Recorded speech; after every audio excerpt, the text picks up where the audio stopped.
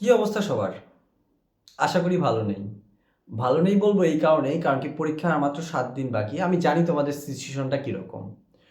তো যেহেতু সায়েন্স নিয়ে আজকে কথা বলবো, সায়েন্সের এ এবং বি ইউনিট। সো এই এ এবং বি ইউনিটে এই ৭ দিনে তুমি কিভাবে পড়লে ভালো ফলাফল করবা, এবং আমাদের দীপশিখা হাইলাইটস যেটা আছে একদম শর্ট সাজেশন, যারা এতদিন মোটামুটি ভালো করে পড়ে আসছো বা পড়ছো মোটামুটি, কিন্তু এই ৭ দিনে একটা রিভিশন টাইপের দিতে যাচ্ছ বা যেগুলো সবচেয়ে বেশি আসে সেগুলো তুমি পড়তে যাচ্ছ, তাহলে আমাদের দীপশিখা হাইলাইটস যে পিডিএফ ভার্সন, আমরা বই আকারে এখন আর দিব না, এখন পিডিএফ ভার্সন তোমরা মাত্র ১০০ টাকায় সেই হাইলাইটসটা যদি সংগ্রহ করো, কোন কোন টপিক ইম্পর্টেন্ট, কোনগুলো কোন অধ্যায়ের কোনটা বেশি ইম্পর্টেন্ট এবং সব তথ্যগুলো আছে। আশা করা যায় আমি মানে বাড়িয়ে কখনো কোনো কথা বলি না। আহ, এই দীপশিখা হাইলাইটস সায়েন্স যেটা আছে সেখান থেকে 25 থেকে 30টা তুমি মার্ক কমন পাওয়া, এটা আমি আশা করি, এবং আমার এতদিনের অ্যানালাইসিস থেকে তুমি পরীক্ষা শেষে বুঝতে পারবা। হ্যাঁ, সো যারা দীপশিখা বই নাওনি বাট এই স্বল্প সময়ে একটা ভালো প্রিপারেশন নিতে যাচ্ছ, তারা অবশ্যই অবশ্যই দীপশিখা হাইলাইটসটা বাই করে ফেলো। আমাদের যে হোয়াটসঅ্যাপ নাম্বার আছে এই হোয়াটসঅ্যাপ নাম্বারে গিয়ে তোমরা যোগাযোগ করলেই আমি কি বলে দিব যে কিভাবে তোমরা পিডিএফটা সংগ্রহ করতে পারবা। ওকে, আজকে আমি এই ভিডিওতে তোমাদের যে যে টপিকগুলো বলবো এগুলো দীপশিখা হাইলাইটসে পাবা। এই টপিকগুলো এবং এই পার্টগুলো যদি তোমরা পড়ো, খুব একটা ভালো ফলাফল তোমরা করতে পারবা। তো প্রথমে আমরা বায়োলজি দিয়ে শুরু করি। হ্যাঁ, তোমরা সকলেই জানো বায়োলজি উদাহরণ থেকে যথেষ্ট পরিমাণ কোশ্চিন আসে। একটা কথা বলি, একটু খাতা কলম নিয়ে বসো, আমি কিছু টপিক বলবো, কিছু জিনিস বলবো, যেগুলো নোট ডাউন করো, আশা করি এগুলো তোমরা কমন পাবা। হ্যাঁ, তো উদাহরণ থেকে প্রত্যেক বছর হাজিরা 1 থেকে 2টা প্রশ্ন আসে বায়োলজির, এবং ফিজিক্স কেমিস্ট্রিতেও কিন্তু আসে। তো বায়োলজির উদাহরণগুলোর মধ্যে আমি কিছু জিনিস বলবো যেগুলো থেকে প্রায় এর আগের বছরগুলো অনেকবার আসছে প্রশ্ন, যেমন ছোট দিন এবং বড় দিনের যে উদ্ভিদ, এগুলো থেকে প্রশ্ন হাজিরা প্রায় টাইমই এসে থাকে। হ্যাঁ, সো ছোট দিনের উদ্ভিদ, বড় দিনের উদ্ভিদ, নিরপেক্ষ দিনের উদ্ভিদ, তারপর একবীজপত্রী, দ্বিবীজপত্রী, বর্ষজীবী, এই টাইপের উদ্ভিদগুলো খুব বেশি প্রশ্ন এসে থাকে। তারপর C4 এবং C3 উদ্ভিদের উদাহরণ, এটা খুবই ইম্পর্টেন্ট। তাহলে আমি ইম্পর্টেন্ট পার্টগুলো বলতেছি, তবেই তো তোমরা সব উদাহরণ পড়বা, কিন্তু এগুলোও বেশি ইম্পর্টেন্ট। এগুলো কিন্তু দীপশিখা হাইলাইটসের যে পিডিএফটা আছে সেখানেও আছে। এরপর বলবো তোমাদের ওকে, বিভিন্ন যে ভাইরাস তাদের আকার কোনটা কোন ধরনের, সাপোজ ব্যাঙাচির আকার কোন ধরনের ভাইরাসের, দেন হলো তোমাদের ডিম্বাকার কোন ধরনের ভাইরাসের, একক সূত্রাকার আরএনএ কোন ধরনের বা উদাহরণ, তারপর দ্বিসূত্রক আরএনএ ভাইরাসের উদাহরণ। তো এই যে উদাহরণগুলো আছে এগুলো খুব বেশি ইম্পর্টেন্ট। এরপর তোমাদের যে বিভিন্ন বিভিন্ন পর্ব যেগুলো আছে, যেমন প্রোটোজোয়া বা বিভিন্ন পর্ব আছে, এই পর্বের যে উদাহরণগুলো আছে, তো উদাহরণ থেকে বলতে পারি যে এটা কোন পর্বের অন্তর্গত। সো এটা তোমাকে ভালো করে পড়তে হবে। একটু ভিডিওটা লং হবে, কিন্তু তোমাদের জন্য ইম্পর্টেন্ট, আমি টপিকগুলো কিন্তু বলে দিচ্ছি। তো উদাহরণগুলো খুব ভালো করে পড়ে ফেলবা। এরপর আমাদের সংখ্যাগত মান, সংখ্যাগত মানের মধ্যে তোমরা ক্রোমোজোম সংখ্যা, ধরো ধানে কত ধরনের কত ক্রোমোজোম সংখ্যা, এই টাইপের ক্রোমোজোম সংখ্যা তোমরা উদাহরণগুলো পড়বা। তারপরে উদ্ভিদ কোষে বিভিন্ন সংখ্যাগুলো, যেমন মাইক্রোগ্রন্থির সংখ্যা বা গ্রন্থির সংখ্যা, বিভিন্ন এই টাইপেরগুলো তোমরা পড়বা। তারপর বলবো হলো বিভিন্ন তাপমাত্রা, যেমন সালেকশনে তোমার কত ডিগ্রি সেলসিয়াস তাপমাত্রা ইউজ হয়, বা এই যে তাপমাত্রা রিলেটেডগুলো তোমরা একটু পড়ে ফেলবা। এরপর বলবো বিভিন্ন অনুপাত সমূহ, যেমন ধরো তোমার লিথাল জিন এর অনুপাতটা কত, এই অনুপাত সম্পর্কে আসে প্রশ্ন। হ্যাঁ, তারপর বিভিন্ন ধরনের আবিষ্কার, ধরো কোষ কি আবিষ্কার করছেন, এই আবিষ্কারগুলো সম্পর্কে তোমরা একটু ভালো করে পড়ে ফেলবা। হ্যাঁ, এরপর বিভিন্ন ধরনের অঙ্গাণু সম্পর্কে তোমরা একটু ভালো ধারণা নিয়ে নিবা। যেমন তোমাদের অঙ্গাণুর মধ্যে কিছু জিনিস থাকে, ধরো কোষের প্রাণকেন্দ্র বলা হয় কাকে, বা এই টাইপের কোনটা, জীবনের ভাষা কোনটি, প্রোটিন, এই টাইপের বিষয়গুলো তোমরা একটু দেখবা। এরপর কোনটি হ্যাপ্লয়েড কোনটি ডিপ্লয়েড, এইগুলো একটু দেখবা তোমরা। তারপর যত কাজ এবং বৈশিষ্ট্য আছে, সাপোজ প্লাস্টিডের কাজ কি। হ্যাঁ, দেখা যাবে 3টে অপশন রাইট দিয়েছে, একটা ভুল দিয়েছে, তো বলবে যে কোনটি প্লাস্টিডের কাজ নয়, এমন টাইপের প্রশ্ন আসবে আর কি। তারপর বইয়ে যেগুলো শখ আছে এই শখগুলো খুব ভালো করে পড়বা, শখ থেকেও অনেক প্রশ্ন আসে। শখের মধ্যে একটা শখ বলবো যেটা হলো মোস্ট ইম্পর্টেন্ট, সেটা হলো তোমাদের কর্টিক স্নায়ুসমূহ যেগুলো আছে, এই স্নায়ুসমূহের তোমরা বিষয়গুলো একটু দেখবা, ওই শখটা থেকে প্রশ্ন আসে প্রায়। তো এই হলো বায়োলজি। এরপর আমি যদি বলি কেমিস্ট্রির ক্ষেত্রে সংকেতগুলো তোমরা খুব ভালো করে পড়বা। ধরো সাপোজ ইউরিয়ার সংকেত কোনটি, হ্যাঁ, এই সংকেত থেকে প্রশ্ন কিন্তু আসে। এরপর প্রভাবক বিভিন্ন টাইপের, হ্যাঁ, কোন বিক্রিয়ায় কোন ধরনের প্রভাবক তোমাদের বা নির্দেশক ইউজ হয়, এগুলো তোমাদের খুব ভালো করে পড়তে হবে। এগুলো তোমরা দীপশিখা হাইলাইটসে পেয়ে যাবা। দেন বলবো সক্রিয়তার ক্রম যে আছে, এই সক্রিয়তার ক্রম থেকেও প্রশ্ন এসে থাকে, হ্যাঁ। এরপর বিভিন্ন ধরনের সংখ্যাগত মান, বইয়ে যত সংখ্যাগত মান আছে পড়ে ফেলবা, 1-2টা তোমরা কমন পাবা। এরপর উদাহরণ এবং বিক্রিয়া, ধরো কোনটি আয়নিক যৌগ, এটা একটা উদাহরণ টাইপের। এই টাইপের কোনটি সমযোজী যৌগ, এই টাইপের উদাহরণ যতগুলো বইয়ে আছে এগুলো তোমাদের জন্য খুব ইম্পর্টেন্ট। এগুলো তোমরা বইয়ে পেয়ে যাবে বা পিডিএফ যেটা আছে এটা। এখন আসে কেমিস্ট্রি ক্ষেত্রে ম্যাথ। কেমিস্ট্রি কিন্তু ম্যাথ 1-2টা আসে।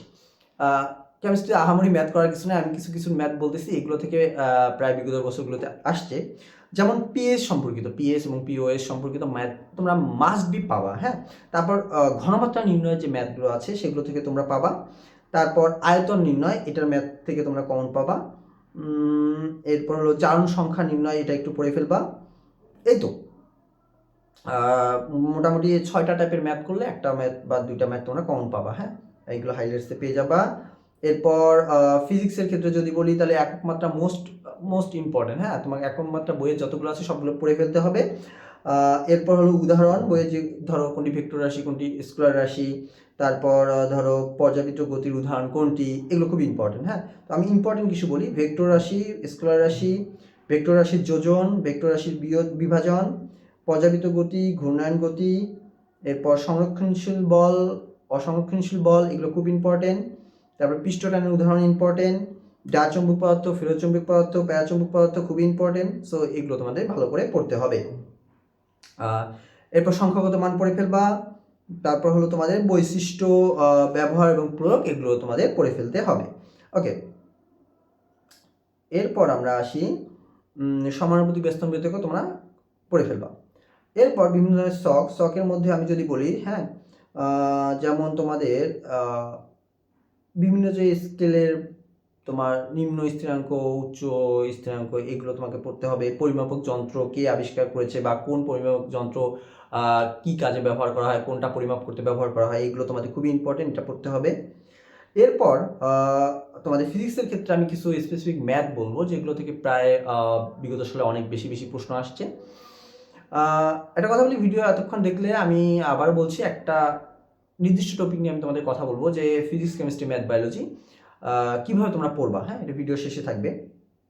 ওকে, ফিজিক্সের ম্যাথের ক্ষেত্রে তোমাদের যে পার্টটুকু বলবো সেটা হলো যে সরল দোলকের যে তোমাদের ম্যাথগুলো আছে সেগুলো তোমরা পড়বা। তড়িৎ প্রবাহ সম্পর্কে ম্যাথ পড়বা।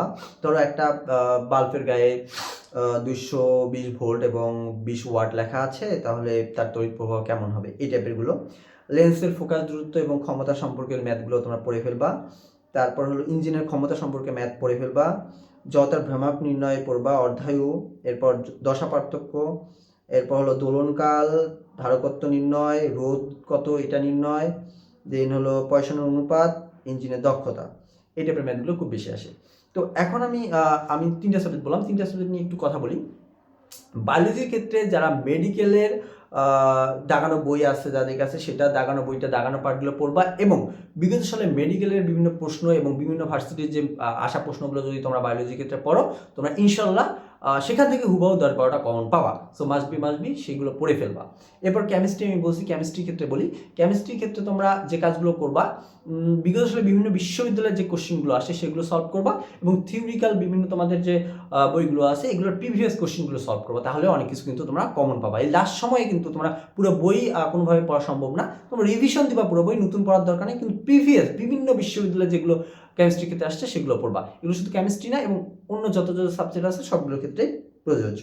এরপর ফিজিক্সের ক্ষেত্রে যেটা বলবো, ম্যাথ যা পড়ছো থিওরিক্যাল রিলেটেড, মেডিকেল রিলেটেড বা থিওরি যে কোনো জায়গা থেকে পড়তে পারো, কিন্তু ম্যাথগুলোর ক্ষেত্রে বিগত সালে বিভিন্ন বিশ্ববিদ্যালয়ে যে ম্যাথগুলো আসছে সেগুলো প্র্যাকটিস করো। এটা আমি শুধু প্র্যাকটিস করো, ওই নিয়মে দেখবা হাজির এসে চলে আসছে। সো প্র্যাকটিস করলে ভুল কোথায় হচ্ছে সেটা বুঝতে পারবা, এবং ওই নিয়মে তুমি কমন পাবা।